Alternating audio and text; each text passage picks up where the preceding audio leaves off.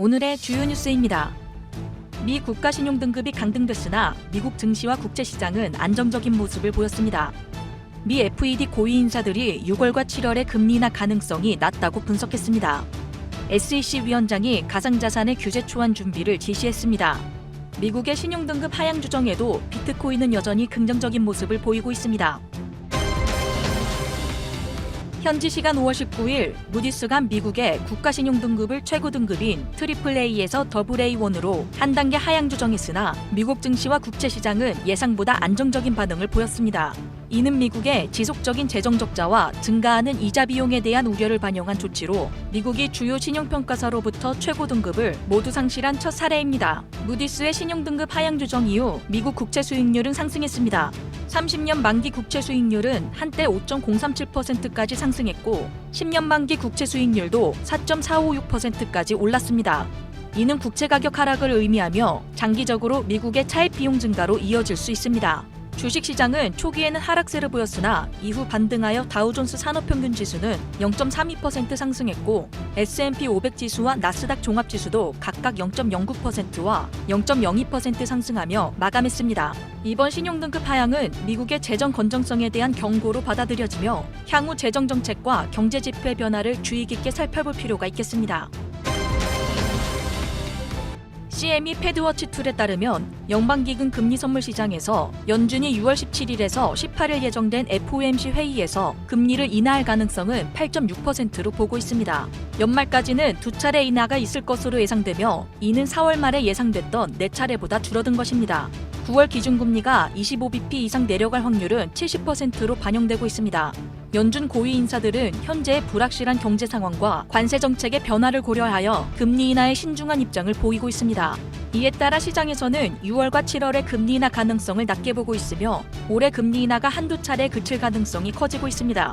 앞으로의 경제 지표와 정책 변화에 따라 연준의 금리 정책 방향이 결정될 것으로 보입니다.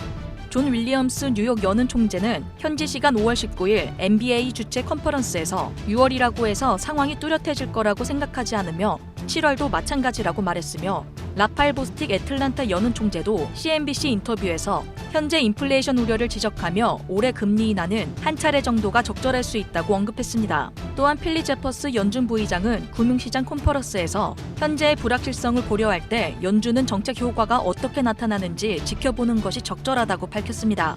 닐 카시카리 미니애폴리스 연은 총재도 최근의 관세 조치로 인해 정책 판단이 어려워졌다며 지금은 추가 정보를 기다리며 관망할 시점이라고 말했습니다. 미국 SEC 폴 애킨스 위원장은 현지 시간 5월 19일에 열린 SEC 스피크스 컨퍼런스에서 가상자산 규제에 대한 새로운 방향을 제시하며 혁신을 수용하고 명확한 규제 체계를 마련하겠다는 의지를 밝혔습니다. 애킨스 위원장은 SEC가 혁신을 억누르지 않고 장려하는 기관으로 거듭나야 한다고 강조하며 가상자산 시장에 대한 명확한 규제 체계를 마련하기 위해 정책 부서들의 가상자산 관련 규칙 초안을 준비하라고 지시했습니다.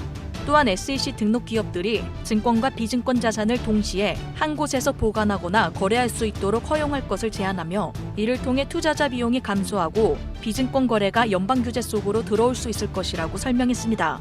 애킨스 위원장은 SEC의 혁신 허브인 핀허브를 해체하고 그 기능을 SEC 전반에 통합하여 혁신을 조직 문화에 내재화하겠다는 계획을 밝혔습니다.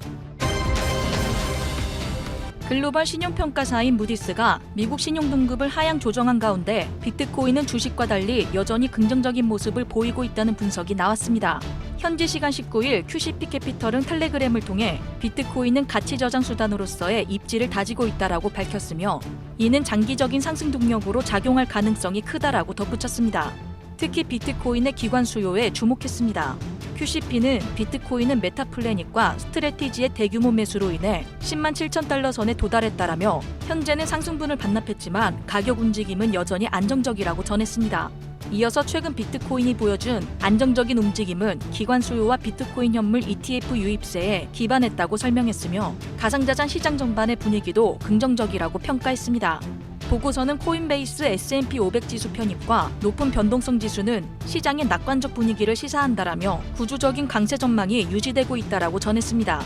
이러한 변화는 SEC가 가상자산 시장에 명확한 규제 체계를 마련하고 혁신을 수용하는 방향으로 나가겠다는 의지를 나타낸 것으로 보입니다.